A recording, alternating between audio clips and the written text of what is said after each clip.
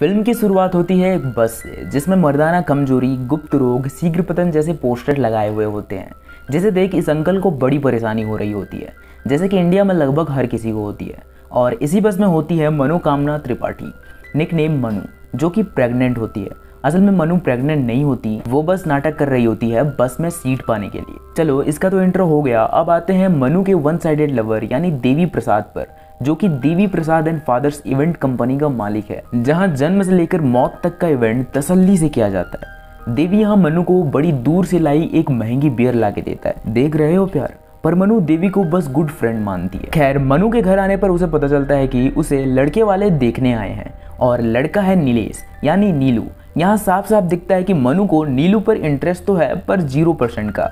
तो वो नीलू को अपने पापा का नंबर दे देती है, ये बोल के कि हम रात में बात करेंगे। अब मनु के घर वाले परेशान, पर मनु के पापा कुछ ज्यादा ही, क्योंकि अब उनको लव चैट जो करना पड़ेगा नीलू के साथ। मनु जो है प्रॉपर प्लानिंग के साथ शादी करना चाहती है, क्योंकि उसे पता है बिना प्लानिंग के 4-5 बच्चे तो फिक्स हो ही जाते हैं। जैसे कि मनु के खुद के 4-5 भाई बहन है। मनु की माँ यहाँ एक शर्त रख देती है कि अगर तुम्हें 1 महीने में कोई जॉब नहीं मिली तो नीलू से शादी करनी ही पड़ेगी। अब मनु लग जाती है जॉब ढूंढने में, पर आपको पता तो है इंडिया में जॉब ढूंढना भूसे के ढेर में सुई ढूंढने के बराबर है।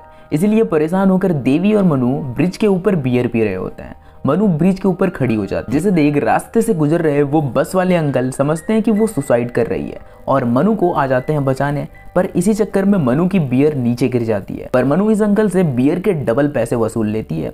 ये अंकल मनु से पूछता भी है, तुम वही लड़की हो ना जो कि प्रेग्नेंट थी? तो मनु अंकल को सच्चाई बता देती है कि वो बस सीट पाने का एक तरीका था। अगली सुबह मनु को एक जॉब से रिलेटेड कॉल आता है और वो घर वालों के सामने ये पक्का कर लेती है कि वो अब नीलू से शादी नहीं करेगी। दूसरी तरफ हम देखते हैं कि उस अंकल की कॉन्डम बनाने की फैक्ट्री है और उसके स्टॉक बिक नहीं रहे, बड़े बड़े एक्सपायर हो रहे हैं। मतलब स्ट्रॉबेरी फ्लेवर का कॉन्डम बड़े बड़े सिंघाड़ा फ्लेवर का हो चुका है। यही हम देखते हैं कि मनु को जिसने जॉब के लिए कॉल किया था वो यही अंकल हैं। मतलब मनु को कॉन्डम बेचने पड़ेंगे और उसे इस काम के लिए 40,000 महीने मिलेंगे। पर मनु को ये पता नहीं होता और वो समझती है कि ये कोई छाता बनाने वाली कंपनी है और वो हाँ भी कर लेती है और 15,000 एडवांस में ले भी लेती है। अब 15,000 रुपए देखकर मनु के घर वाले भी मान जाते हैं। अगले दिन मनु जब काम पर जाती है और उसे उसके असली काम के बारे में पता चलता है तो पहले तो वो अंकल पर काफी भड़क जाती है, पर जल्दी उसे पता चल जाता है कि ये कोई छाता बनाने वाली कंपनी नहीं बल्कि कॉन्डम बनाने वाली कंपनी है।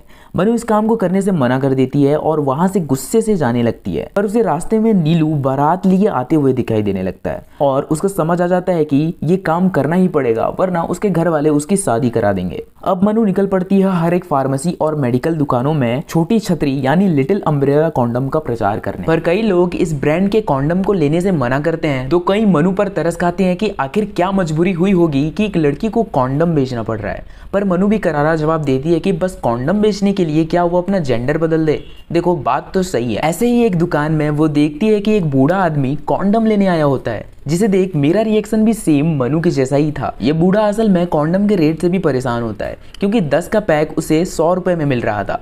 तो मनु को यहाँ एक आइडिया आता है और वो बूढ़े अंकल को 100 रुपए में 20 का पैक ले जाने को बोलती है, यानी 50% डिस्काउंट में। तो चाचा खुशी खुशी ले भी लेते हैं। न जाने भाई इतने कॉन्डम का ये आदमी करेगा क्या। खैर, ये बात मनु उस अंकल को जाके बताती है कि हमें कॉन्डम्स पर 50% सेल लगाना चाहिए और ये हिंदुस्तान है, सेल सुन के लोग जरूरत ना होने पर भी कॉन्डम खरीद ही लेंगे। ये सुनकर अंकल मान भी जाता है और मनु ऐसी जगह जाकर कॉन्डम का प्रचार करने लगती है जहां मर्दों की भीड़ लगी होती है, पर लोग मनु पर हंसने के अलावा और कुछ भी नहीं करते। पर देवी मनु के साथ हमेशा रहता है और उसके साथ कॉन्डम बेचने का काम भी ज्वाइन कर लेता है। एक दिन मनु जब बस से ट्रैवल कर रही होती है, इस बार बिना तकिया लगाए, तो उसे एक अतरंगी सा हैंडसम लड़का दिखता है जो कि महिला सीट पर बैठे एक आदमी को ताने मारकर उठा देता है और मनु को सीट दिलवाता है। और अगले दिन जब मनु रेड लाइट एरिया में फ्री कॉन्डम डिस्ट्रीब्यूट करने जाती है तो वो लड़का उसे वहां भी दिखता है। यहाँ ये लड़का भजन और कीर्तन का कॉन्ट्रैक्ट लिए यहाँ की मालकिन से मिलने आया था। पर मनु जब रात भर बजाने वाली बात सुनती है तो उसे लगता है कि ये और कुछ बजाने वाली बात हो रही है और ये लड़का बहुत ज्यादा अश्लील है। और जब वो कीर्तन का दिन आता है तो मनु का पूरा परिवार भी वहाँ कीर्तन देखने आया हुआ होता है और उस लड़के को कृष्णा बना देख मनु अपनी बहन को बता देती है कि ये वही लड़का है जिसको मनु ने रेड लाइट एरिया में देखा था। ये बात आग की तरह वहाँ लोगों में फैल जाती है और ये लड़के यानी मनोरंजन को वहाँ कीर्तन करने नहीं दिया जाता और यहाँ तक कि उसके कपड़े तक को फाड़ देते हैं। रंजन को जब पता चलता है कि ये बात मनु ने बताई है तो वो बताता है कि वो वहाँ कीर्तन का डील करने गया हुआ था। तो मनु को भी सब समझ में आ जाता है। अब आ जाते हैं रंजन के पिताजी की तरफ।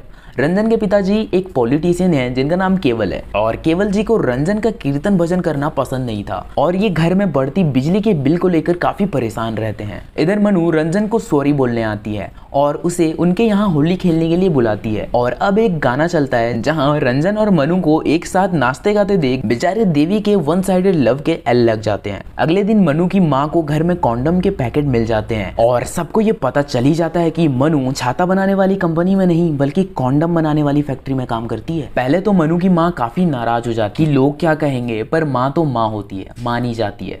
इधर रंजन मनु को साथ में बियर पीने के लिए बुलाता है और ये दोनों बियर पी रहे होते हैं जहाँ देवी भी होता है मगर ऊपर चुपके से इनकी बातें सुन रहा होता है। यहाँ मनु रंजन का एक टेस्ट लेती है और उससे गंदी गंदी बातें करने लगती है, पर रंजन एकदम सख्त रहता है जैसा कि मनु ने सोचा भी था। फिर एक गाना चलता है जहां हम इन दोनों का प्यार बढ़ता हुआ देखते हैं और इस सीन में भाई देवी के लिए दिल से बुरा लगता है। खैर बॉलीवुड का तो आपको पता ही है, गाने गाने में सब कुछ निपटा देते हैं। तो हो जाती है इनकी भी शादी, पर मनु शादी से पहले एक शर्त रखती है कि वो शादी के बाद भी अपना जॉब कंटिन्यू करेगी। शादी के बाद मनु रंजन से बोलती है कि तुम्हें अपनी फैमिली को बता देना चाहिए कि उनकी बहू क्या काम करती है, पर रंजन अपनी फैमिली वालों से ये बात बताने से डरता है।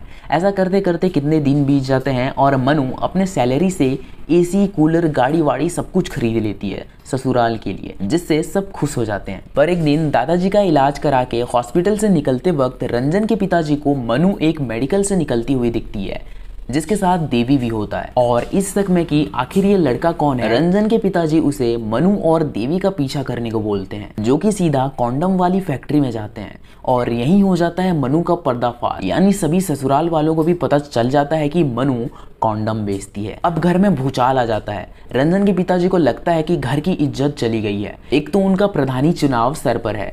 इन सब बातों को सुनकर मनु कॉन्डम बेचने की नौकरी को छोड़ने के लिए मजबूर हो जाती है और घर घर जाकर उसी तरह डब्बा बेचने लगती है। वहीं उसे एक लड़की पूजा मिलती है जिसको मनु के साथ काम करना था, पर कुछ दिनों के बाद पूजा नजर नहीं आती। तभी मनु को पता चलता है कि आज पूजा का पंचों के सामने फैसला हो रहा है क्योंकि वो किसी लड़के से प्रेग्नेंट है। फैसले के दौरान मनु वहां पहुंच जाती है और पूजा की तरफ से बोलने लगती है कि अगर पूजा का अबॉर्शन कराना जरूरी है तो लड़के का भी नसबंदी कराओ, और ये प्रॉब्लम हुई ही ना होती अगर उस लड़के को आपने प्रोटेक्शन के बारे में बताया होता। कुछ दिन जाने के बाद मनु को ये पता चलता है कि उसी अबॉर्शन के चलते पूजा की मौत हो गई और ये बात सुनकर मनु एकदम हिल जाती है, उसे नींद नहीं आती और वो ये फैसला करती है कि वो अब फिर से अपने पुराने जॉब को स्टार्ट करेगी एज अ रेस्पॉन्सिबिलिटी। इसी बात को लेकर रंजन और मनु की थोड़ी बहस भी हो जाती है। मनु तो जॉब के लिए निकल जाती है और रंजन से उसके पिता पता लगा ही लेते हैं कि मनु फिर से कॉन्डम बेचने चली गई है। इधर अब देवी भी उस कंपनी में काम नहीं करना चाहता था, पर मनु को वापस आता देख वो और बाकी लोग भी काफी खुश हो जाते हैं। यहाँ मनु सबको जागरूक करती है कि हम ये जो काम कर रहे हैं वो बस एक काम नहीं बल्कि एक बड़ी रेस्पॉन्सिबिलिटी है। लाखों लड़कियां बस अबॉर्शन के चलते मरती हैं। अब हमें लड़कियों को अवेयर करना होगा कि कॉन्डम जरूरी है, प्रोटेक्शन जरूरी है, क्योंकि दुख तकलीफ तो उन्हें ही उठानी पड़ती है, पर हिंदुस्तान में दूसरों को जागरूक करने के लिए बेइज्जत होना पड़ता है। इसी का सामना अब मनु को करना पड़ता है। लोग उसके घर के बाहर कॉन्डम निवास तक लेके जाते हैं और उसके ससुराल वाले उसे उनके घर से चले जाने को बोलते हैं। और इससे ज्यादा तो हमें देवी के लिए इज्जत है, चाहे कुछ भी हो जाए वो मनु का साथ कभी नहीं छोड़ता। और मनु भी ठान लेती है कि वो कहीं नहीं जाएगी और वो ये जॉब छोड़ेगी भी नहीं। अब इन दोनों के बीच थोड़े दिनों के लिए मनमुटाव रहता है। रंजन के पिता तो डिवोर्स के पेपर तक तैयार करवा लेते हैं, पर रंजन प्यार करता है मनु और उसे जब पता चलता है कि उसी के घर में 2 अबॉर्शन हो चुके हैं तो वो अब मनु को पूरी तरह से साथ देने के लिए तैयार हो जाता है। ये दोनों घर वालों के साथ खेल खेलने लगते हैं, मतलब बाहर सुनाई दे रही है गालियां पर अंदर बज रही हैं तालियां। यही हमें एक कॉमिक सीन दिखाया गया है जहां रंजन के भैया पहली बार प्रोटेक्शन यूज करने का सोचते हैं और मेडिकल से कॉन्डम और इनो लाते हैं। कॉन्डम अपने लिए और इनो दादाजी के लिए, पर दादाजी को इनो की जगह वो गलती से कॉन्डम दे जाता है और दादाजी ठहरा अंधा बेचारा कॉन्डम को पानी में मिलाने लगता है। अच्छा हुआ पीने से पहले वो दादाजी को रोक लेता है, वरना क्या ही हो जाता। दूसरी तरफ मनु भी धीरे धीरे छाने लगा और मनु का एक इंटरव्यू पूरे देश में वायरल हो जाता है और देखते ही देखते मनु की ये मुहिम सब तक पहुंचने लगती है। दूसरी तरफ केवल सतपति यानी रंजन के पिताजी चुनाव में भी जीत जाते हैं और जब मंच पर ये बोला जाता है कि वो केवल बहुमत से ही नहीं बल्कि अपनी बहू यानी मनु के वजह से जीते हैं तो ये बात उनको पसंद नहीं आती और वो गुस्से में घर आ जाते हैं।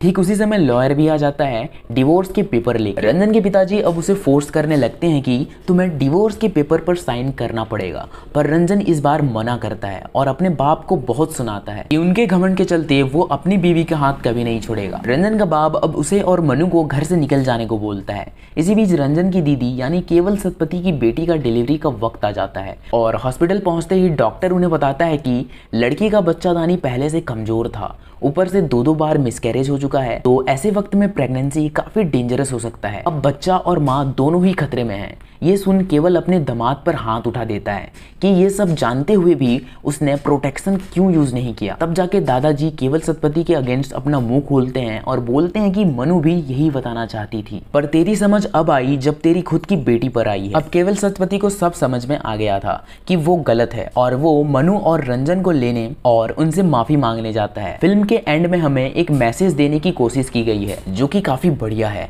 इसी के साथ मूवी एंड, वीडियो एंड, मिलते हैं अगले वीडियो में।